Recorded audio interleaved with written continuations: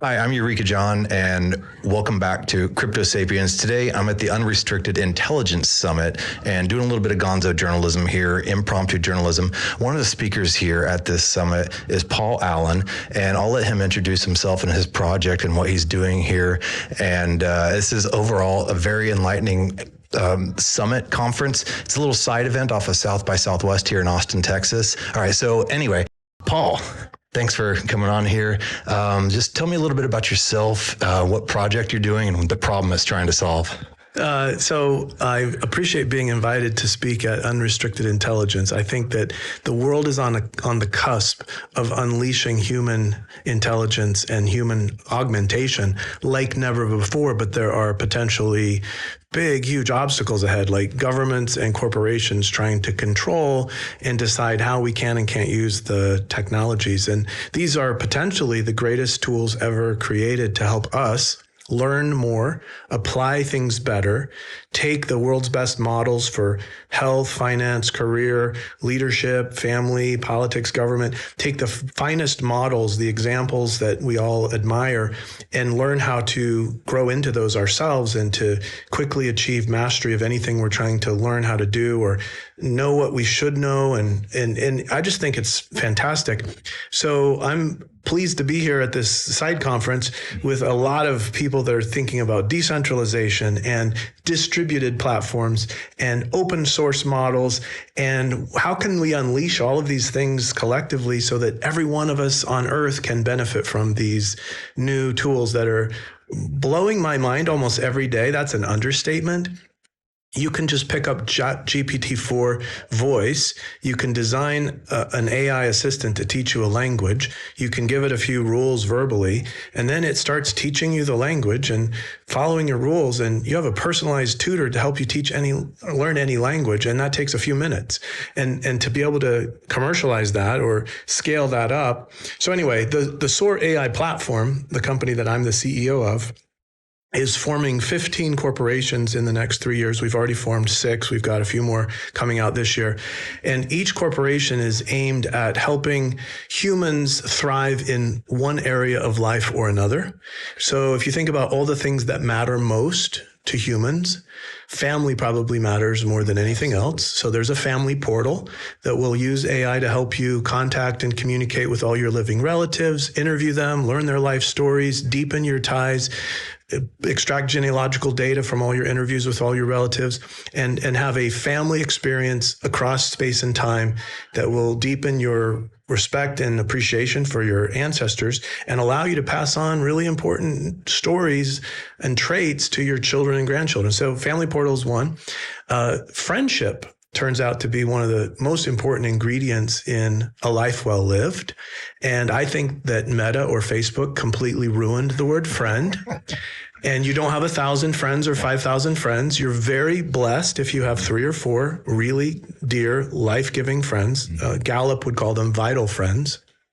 And so we're launching a friend portal later this year that will allow you to take an assessment to actually find out who are your real friends and what role do they play in your life and what role do you play in their life, and how can you align your expectations with what they naturally bring you so that you're never disappointed with each other, so that your friendship lasts forever. Because Gallup scientists found that the number one reason why relationships break down is the person expects you to be something or do something that you can't be or do. And so aligning expectations with natural ability is the key to having long-term relationships. So the friend portal, family portal are important. Our first big project was the citizen portal.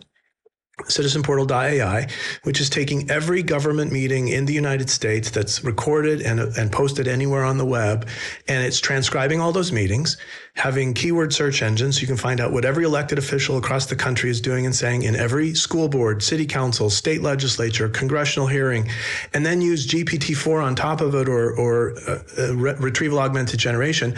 The goal of that project is to help every American citizen become completely informed about what their representatives are doing in government. Also voting, also spending, but especially what are they saying every time they meet? As our representatives, we should know what they're doing. And this AI system will soon give you a personalized voter scorecard so that before you walk into the voting booth, you'll know with the help of AI who best represents you on the issues you care about locally, at the state, and at the federal level. Okay, so there's oral tradition in family and friends and passed down, and that's kind of how we did it before. I want to get to this citizen AI part, but I want you to, you said some statistic, I don't know if it's just statistic or not earlier, but about how oral tradition and people, kids knowing their family's stories inspire a sense of stability in family. Can you elaborate on that? Yeah, I think you're referring to Emory University's psychologists in 2001 did a study. They found out that the number one predictor of resilience in children is how much they know about their family stories. And what they found is that if you go back far enough, every single family narrative consists of two different threads. They call it an oscillating narrative, but it's an ascending narrative where we immigrated, our great-great-grandparents immigrated with nothing, and then they built a successful life here, and that's an ascending narrative. Okay. Every family has some ascending narratives, quite a few of them. And then you have a descending narrative where there was a calamity, a disaster, there was a divorce or a sickness, and the family was really decimated, and then they had to rebuild, and that was a descending narrative. Well, every single family has oscillating narratives, and when a child is exposed to both of those sets of narratives, then when they are confronted with a hardship, like they get bullied or they fail something, it's like put in the context of my long family history, we've been able to deal with things like this. I'm not alone in my suffering. I'm connected to a strong family. I have ancestors who weathered bigger storms than I have, including wars and immigration. And so, yes, the biggest predictor of resilience in children and the biggest missing ingredient today with our mobile, non-multi-generational family structures is we don't know the stories of our aunts and uncles and grandparents and great-grandparents. But if we did, the children of today would be much more strengthened by those stories. Absolutely. And we can see a lot of that in the suicide rate nowadays. A lot of people feeling alone and depressed, and that might alleviate some of that solitude that a lot of people feel, is to know, even though the person might not be there with them in real life in their meet space, you know, maybe by knowing the story, they don't feel so alone. My great grandfather wrote his autobiography, and I've read it a couple of times, and I feel very close to him. I never met him. He died 20 or 50 years before I was born. I heard about a relative the other day who's very attached to their seventh great grandparent who wrote a book about his life. And his mother said, he's being partly raised by his seventh great grandparent. I'm like, if you go back 10 generations, John, you have 1,000 ancestors whose life stories are now passed forward, and you're made up of the threads of their, not only their DNA, but their stories and the courage and their heroics. Like, you could draw from that strength. That collective strength is so profound and so ignored that it's time that, you know, like you said, the deaths of despair, I think, are preventable by friends and family ties, as well as faith and community ties. And Gallup studies the well-being of the whole planet, and we're trying to follow their framework for studying well-being and implementing AI projects that will actually help enhance the well-being of all humans in all areas that Gallup studies. Absolutely. Yeah. And AI with the large language model is able to handle all that data. And I always say that every single interaction that we do in the cyberspace, the metaverse, is descending upon us. Everything we do collects data and creates data. Everything we post online, all our mortgage payments, our health insurance transactions, all that is data. And AI needs that to eat, like the large language models. And if we could basically own that data and be paid for that data, that's almost like a UBI, right? Yeah. I don't know if you have anything. No, I actually loved Andrew Yang's candidacy, and I've been studying UBI for a long time, and I do think data is the new oil. And I think AI with data will usher us into a new era of potentially abundance, not scarcity. I just think we're on the cusp of something if it doesn't get controlled or shut down. But I do think that there are really important things. Data is usually noise. There's something about finding the signal in that noise that if we could figure out collectively how to find the signal. Well, I think another way of saying that is Dr. Don Clifton, who invented the StrengthsFinder assessment at Gallup, he said, you become successful by studying success. So of all the talk tracks and interviews and lectures and meetings, of all the human communication that will be recorded and transcribed and searchable and usable by AI, who are the people who have voices that are actually telling you the right steps or paths to success and to thriving? So for example, no one trusts a skinny chef is a funny saying, but who do you trust? What leaders do you actually trust that they're saying something that's number one, true, and number two, in your best interest? Do you trust corporations that are trillion-dollar companies that are trying to hit their bottom line pad their bottom line and hit their quarterly earnings numbers? Or are they compelled by their job to say things that are helping their company and not helping you? Like, are you the product they're selling? Do they take your data and everything they can find out about you and augment? They go buy grocery data from Axiom and spending data and travel data. They put it all together into your profile so they can build an algorithm that consumes all your time and attention because they can know exactly what your weaknesses are and then get you to buy things that are advertised by the highest bidder who's willing to pay the most money for your time and attention. Okay, what if we reverse that and say, no, you're in charge of the AI. You're in charge of designing the algorithm that will help you live the best possible life in every area of life: education, workplace, family, faith, friendship, hobbies, all your interests, finance, legal, health, medicine, everything. Okay, so imagine a world where it's decentralized, it's open source, it's distributed, and you get to find the signals in the noise and the models that you look up to, role models or leadership models or sales models or other models. I love the word model. Dick Fosbury was a high jumper, and I think people used to laugh at him when he created the Fosbury flop. I think it might have been a pejorative name.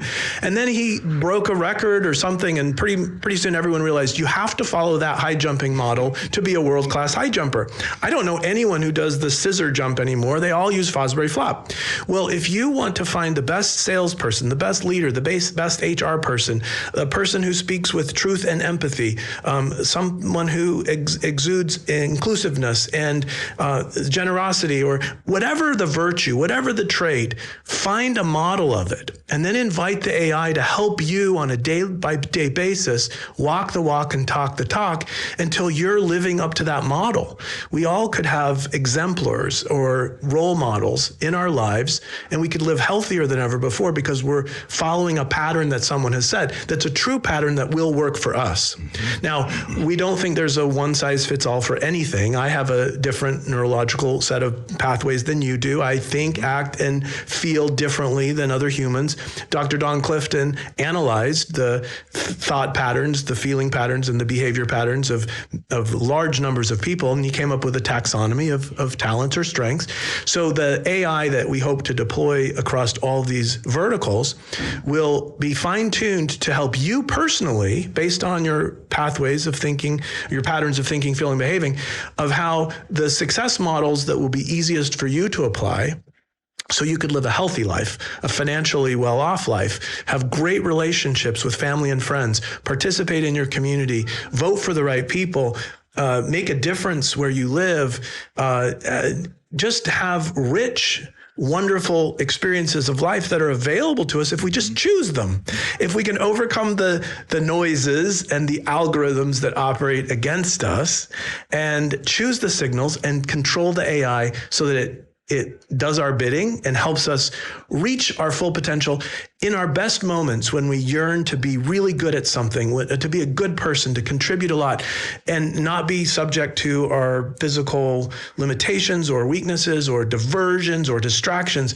In those moments where we get to program how the AI is going to help us, nudge us, commend us, motivate us, I think all of us will soon be in charge of our own AI, and it will help us reach a higher level of success than we ever thought possible.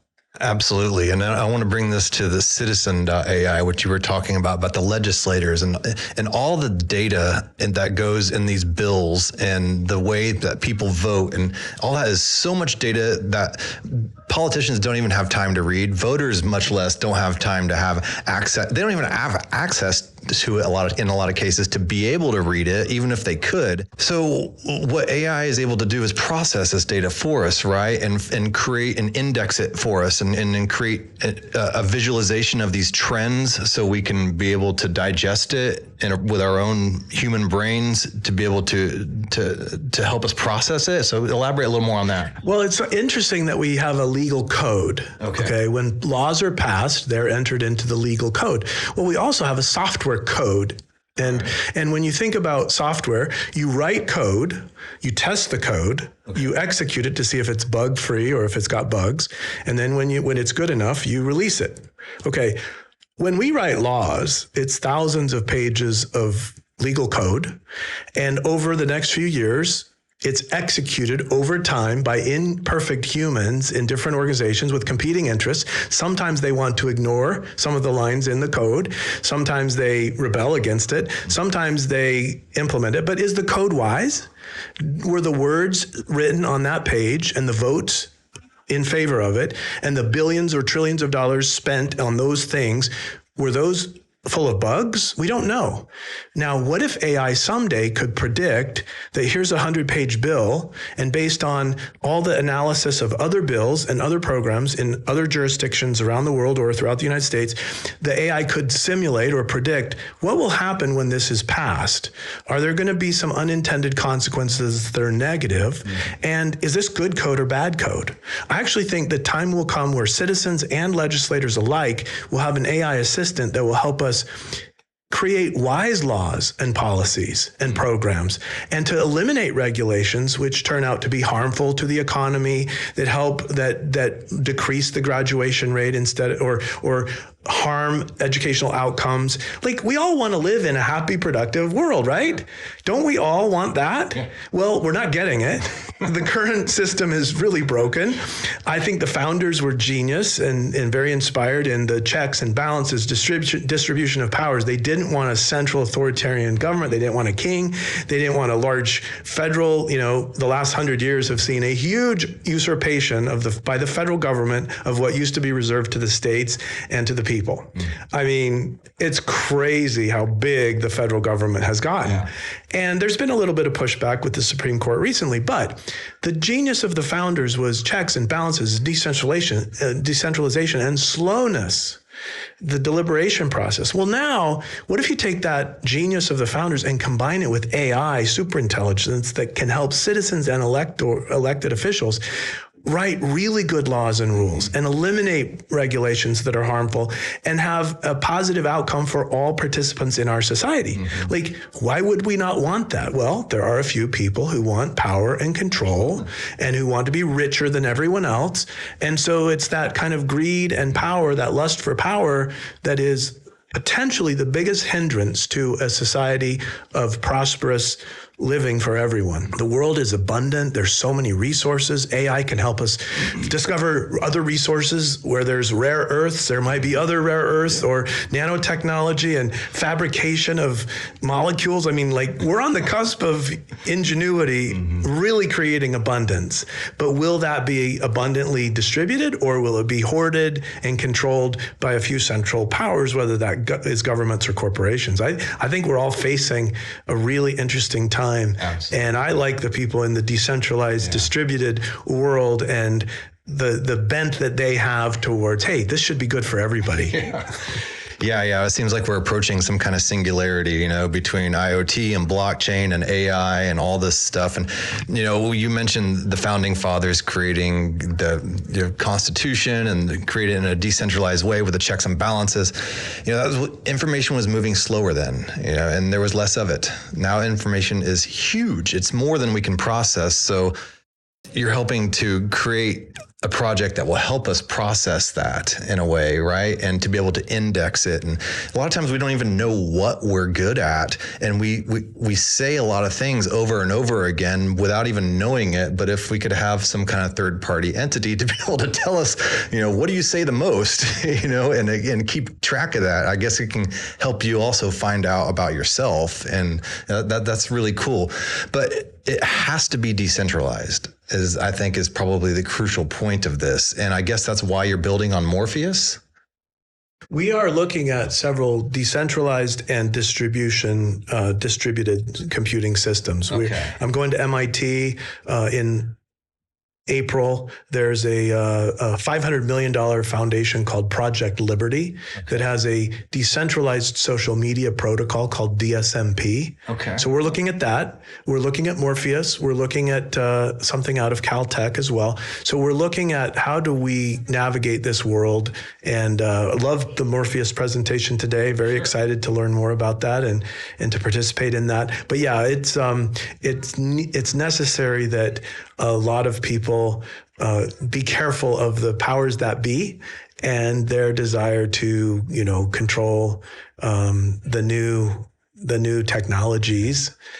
In the name of safety, they could scare us all and say, well, okay, the central authority has to decide. I read Orwell's book. I read Huxley's book. I read the first dystopian novel from a Russian novelist called Zamyatin in 1921. Yeah, I've read Slaughterhouse-Five. I love dystopian novels because it's what I want to avoid. Absolutely. Any of those paths going forward. So then I get to cast my weight and hopefully create influence towards decentralized, distributed, abundant, open, systems that could benefit all. When Jonas Salk invented the polio vaccine and basically said, I'm not going to make any money from this. I admire Linus Torvald and people that could be billionaires, but instead they chose to create something amazing and make it available to everybody. If enough people do that, we all should be pretty optimistic about the future. 100%. Yeah. Create a protocol, let everybody use it. I mean, the inventor of the TCP/IP protocol, did that person make any money? But anyway, I just thank you for just sharing what your project is about and how can people reach you and the project? The best way to reach me is paul@soar.com. Okay. I try to respond to emails. If you don't hear from me, send me a second or a third, and either I or my assistant will try to respond. But Soar.com is painting a picture of our various projects, and we're very excited about continuing to grow some of them. Citizen Portal is getting a lot of attention this year, and Faith Portal is right around the corner. Founder Portal, Family Portal. There's going to be a lot of action coming out from Soar AI Studio very soon. Amazing. Thanks for coming on to Crypto Sapiens. All right. Thanks, John.